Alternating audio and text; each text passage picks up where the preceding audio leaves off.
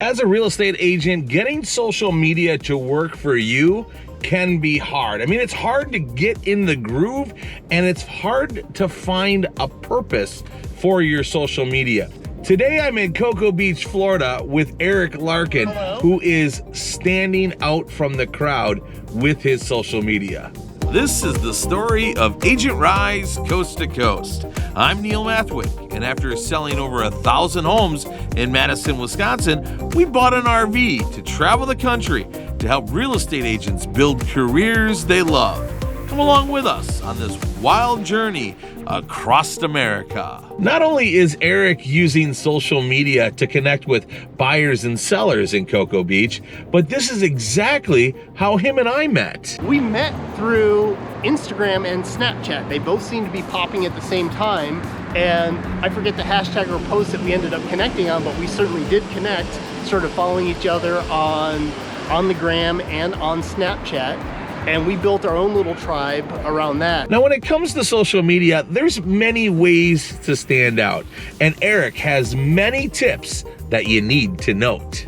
I love Facebook, I love Instagram, Twitter, LinkedIn somewhat too. But if you're just getting into this, you need to pick one and focus on entirely and do the one that you're comfortable with. So if it's Facebook, it's Facebook. If it's Instagram, it's Instagram. If you are doing Instagram, use hashtags. It's very important you use hashtags and actually tag the area that you're in. Like if you see any of my posts, it'll be tagged Cocoa Beach, South Cocoa Beach, 13th Street South, because there's a park there and that's where I live. If I'm here downtown, I won't do downtown Cocoa Beach, but I might tag the Beach Shack. I'll tag Coconuts or other businesses around here because they also have a presence on Instagram too, and that helps. You know, Instagram likes when you do different things like that. You use relative check-ins in your area, and it'll help support the posts that you do. And you got to find your thing if you're posting on Instagram or social media. You know, this is my thing. I talk about the sunrise and beaches and surfs and rocket launches. I like to run, I like kayaking. When we had pups, I love my dogs.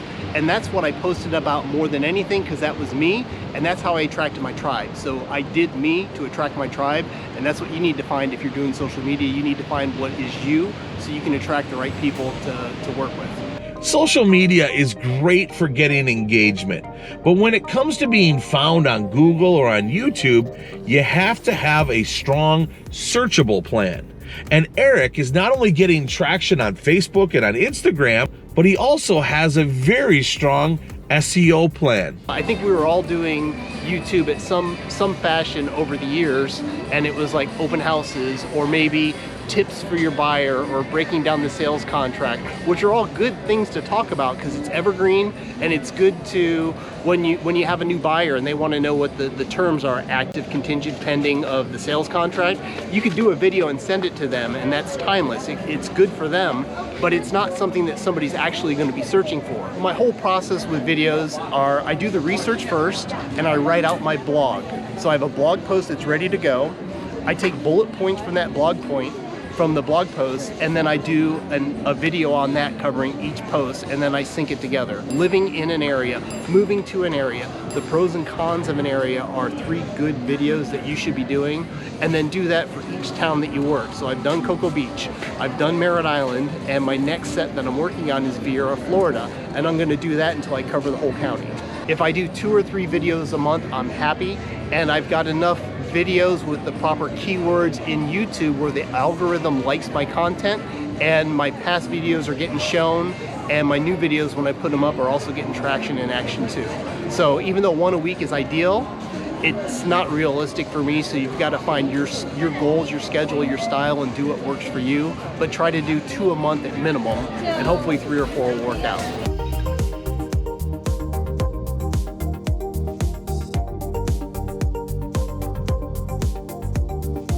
We all have one of these in our pocket that we take with us everywhere. I take a lot of pictures anyway, and as soon as I take a photo, it uploads automatically to Google Photos, and Google will geotag it and also recognize what's in the picture and tag that as well.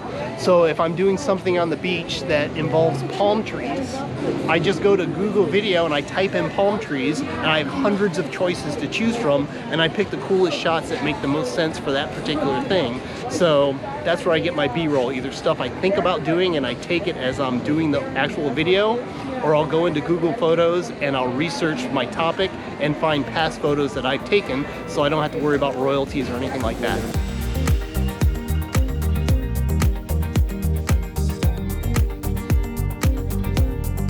My traffic on YouTube started going up, my subscribers started going up, and people actually started calling me saying, hey, I'm moving into the area in the next 3 to 6 months. I need your help. I like what you have to say. I've seen all your videos.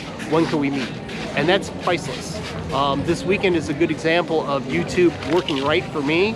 I had a couple fly in from New Jersey yesterday to see one house that they submitted an offer on, and I'll find out hopefully today whether or not they're the winning bid on the property. And I also have another gentleman who is a backup offer. He's moving from Portland here to Cocoa Beach, and he's a backup offer on a house because he missed it by 1 day, but he's very viable buyer. Actually, both of these people are very strong buyers, and they're ready to go. And that's what I love about YouTube, because they're qualified, they've already seen your content, they know, they like, they trust you, they're loyal to you, and they're ready to put in contracts, or they're ready to ask questions to get educated on the area so you can help them down the road. So if you aren't doing YouTube, you should definitely look into it. Eric has figured out how to use social media to sell real estate, and you can too. Thank you so much for watching, and if you haven't already, make sure you subscribe and hit that bell so you're notified every time we release a new video. Thanks again for watching. I hope you have a great day, and like always, remember to be the reason somebody smiles today.